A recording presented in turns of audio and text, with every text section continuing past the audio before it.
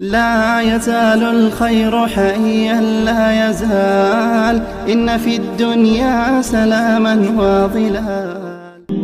د مشکات شریف روایت دی پیغمبر علیه الصلاة والسلام فرمایي که کم څوک د لوڼو په ذریعه په امتحان او ازمایش کې واچول سو، که چیرې دی په هغه امتحان او ازمایش کې کامیاب سو، د هغه لوڼو په وجه دی ناشکري ونه کړي، نافرماني ونه کړي، د هغه ښه پرورش او پالنه وکړي، نو دغه لوڼې به د قیامت په ورځ د ده دپاره د اوره څنډال وي، د دوژخ څخه به دی ساتي. قدرمنو، زموږ ستاسې د ژوند اصل مقصد آخرت دی.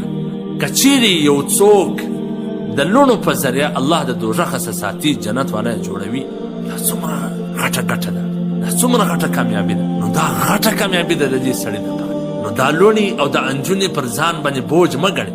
زه دا نن سبا مسلمانانو ته حیران یم، زما بله نهمه لور پیدا سوله، الحمدلله د الله څخه زه ډېر راضي یم. الله پر ما ډېر نعمتونه دي، هغه پر ما ډېر دي. الله به نارینه اولاد هم راکړي. تاسو هم دعا کوئ نارینه اولاد دپاره، ځکه د نارینه اولاد دپاره دعا کول هم سنت دي.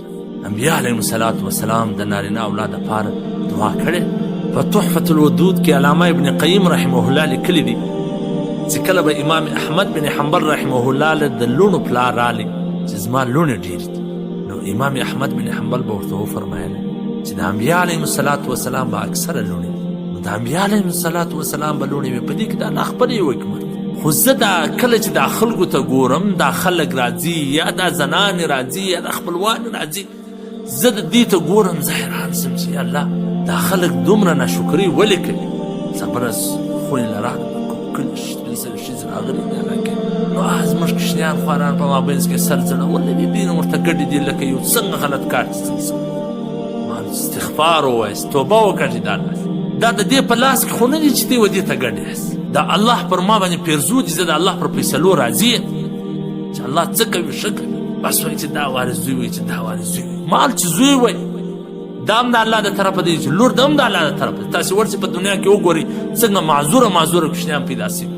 نو زه به دا ټولو خلکو ته وایم، که د چا په کور کې لوڼې پیدا کېږي، دغه لوڼې پیدا کول دومره ازمایش نه دی لکه دا د خپلوانو قریبانو، دا د زنانو راتګ، دا د دوی خبرې، دا د دوی طعنې، دا د دوی پیغورونه چې څومره ازمایش دی. سړي تسلي ورکړي، هغه ته خبره وکړي چې الله به بدله درکړي، په دنیا کې به درکړي، په آخرت کې به درکړي، الله به زوی هم درکړي.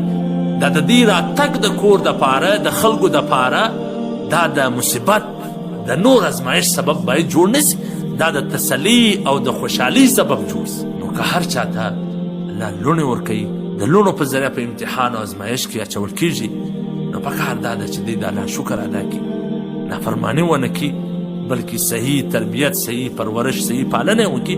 الله به دنیا هم ښایسته کړي او آخرت به هم.